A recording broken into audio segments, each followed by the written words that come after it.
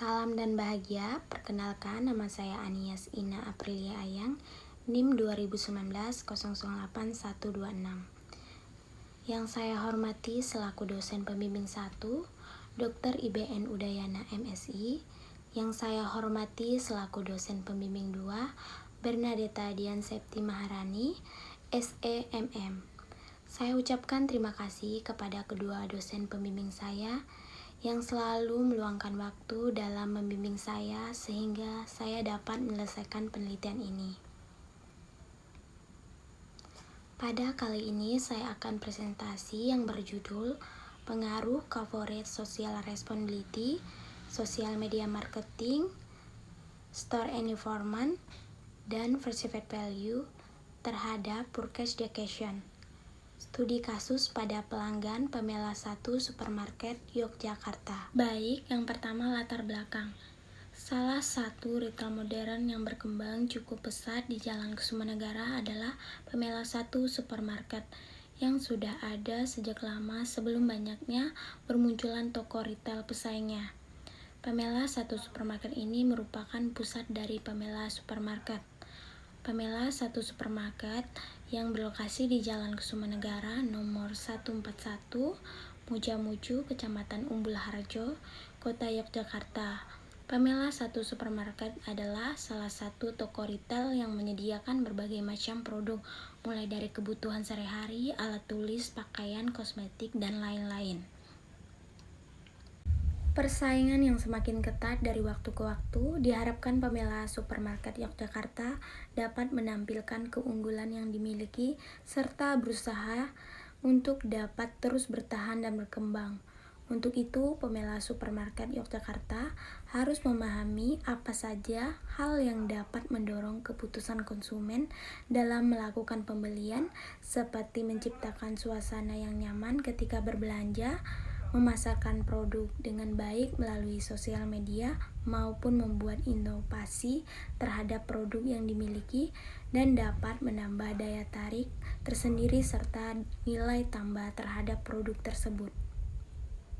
Oleh karena itu, saya tertarik untuk meneliti lebih lanjut dan membuktikan bahwa apakah corporate social responsibility, social media marketing, store and information, dan perceived value dapat berpengaruh terhadap purchase decision pada Pamela 1 Supermarket Yogyakarta.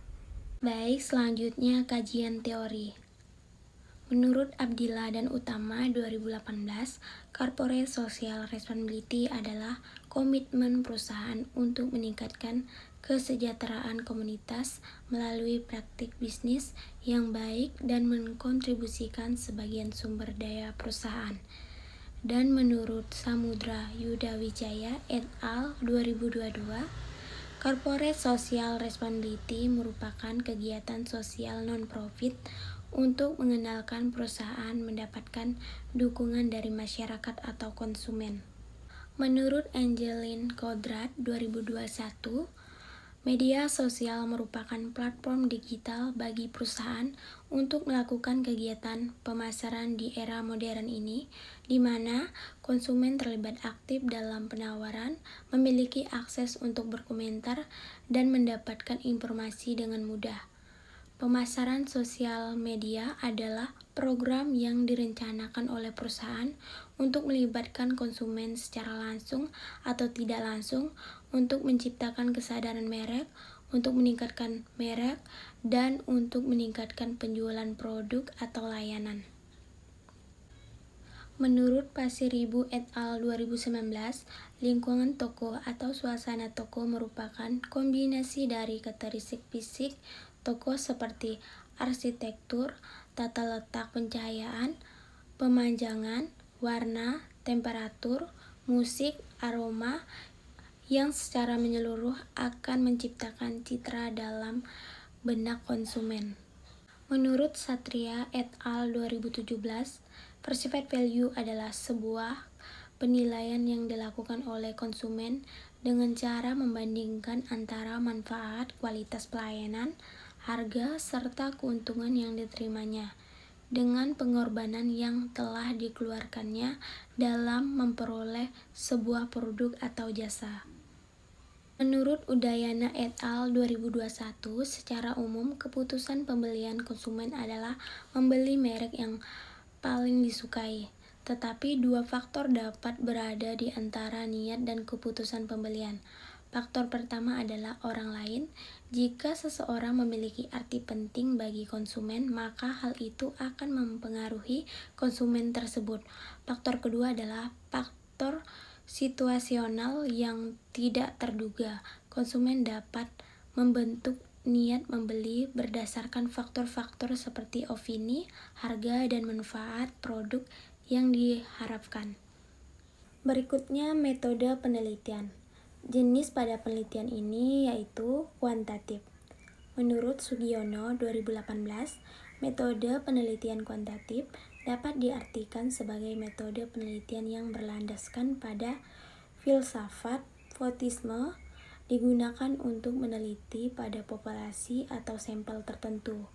Pengumpulan data menggunakan instrumen pelatihan, analisis data bersifat kuantitatif atau statistik dengan tujuan untuk menggambarkan dan menguji hipotesis yang diterapkan.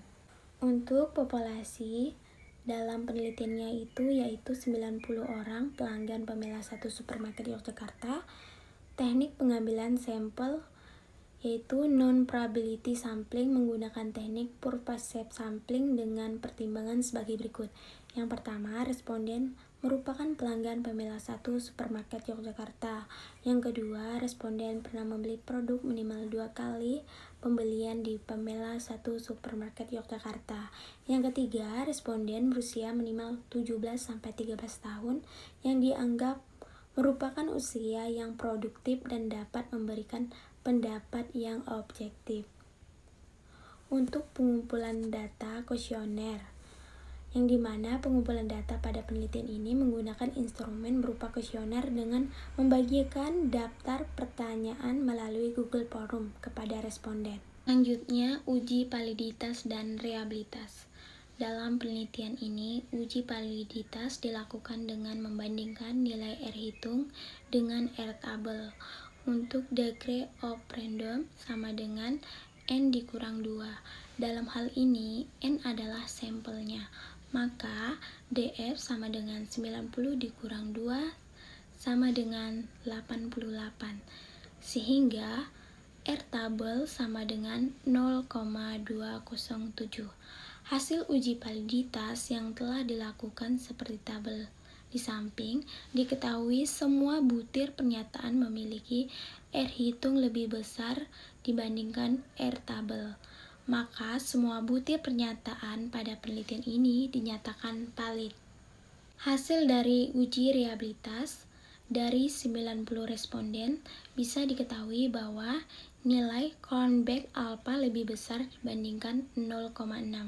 Dari variabel corporate social responsibility sebesar 0,947, social media marketing sebesar 0,933, store and information sebesar 0,948, perceived value sebesar 0,958, dan purchase decision sebesar 0,927. Maka bisa disimpulkan bahwa semua variabel dalam pernyataan dinyatakan reliable karena telah memenuhi nilai yang disyaratkan, yaitu dengan nilai Cronbach alpha lebih besar dibandingkan 0,6. Uji asumsi klasik. Uji normalitas dapat dilihat pada gambar ini menunjukkan bahwa titik-titik menyebar di sekitar garis diagonal dan mengikuti arah garis diagonal. Maka dapat disimpulkan bahwa data Y atau purchase decision berdistribusi normal atau memenuhi asumsi normalitas. Uji multikolinearitas. Untuk mengetahui ada atau tidaknya multikolinearitas, maka dapat ditinjau dari nilai tolerance serta nilai VIF. Jika nilai VIF kurang dari 10 dan nilai tolerance lebih dari 0,1, maka model regresi yang diajukan tidak mengandung multikolinearitas. Gambar tersebut dapat diketahui bahwa nilai tolerance value lebih besar dari 0,10 atau nilai VIF. Uji heterokedastisitas. Berdasarkan gambar tersebut menunjukkan bahwa tidak adanya pola tertentu seperti titik-titik poin yang membentuk suatu pola teratur, bergelombang, melebar, kemudian menyempit, dan tidak ada pola yang jelas, sehingga dapat disimpulkan bahwa model regresi dalam penelitian ini tidak terjadi heterokedastisitas. Selanjutnya, uji hipotesis. Uji parsial T digunakan untuk menguji signifikan hubungan antara variabel independen yaitu coverage social responsibility, social media marketing, store environment, dan perceived value dengan variabel dependen yaitu forecastation. Variabel independen dapat dikatakan berpengaruh jika T hitung lebih besar dibandingkan dengan T tabel dan nilai sig lebih kecil dari 0,5. Pada penelitian ini, nilai T tabel diperoleh dari df sama dengan n dikurang k dikurang 1, yaitu 90 kurang 4 dikurang 1 sama dengan 85, dengan taraf signifikan 0,5 sebesar 1,988. Berdasarkan tabel tersebut dapat dilihat bahwa ada dua variabel independen yang diterima dan dua variabel independen yang ditolak.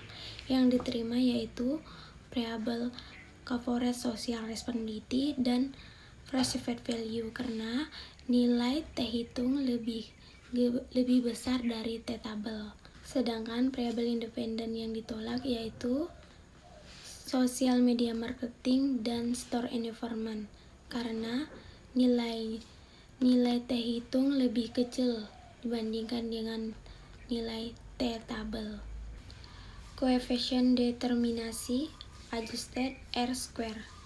Berdasarkan pada tabel tersebut menunjukkan bahwa koefisien determinasi adjusted R-square sama dengan 0,797.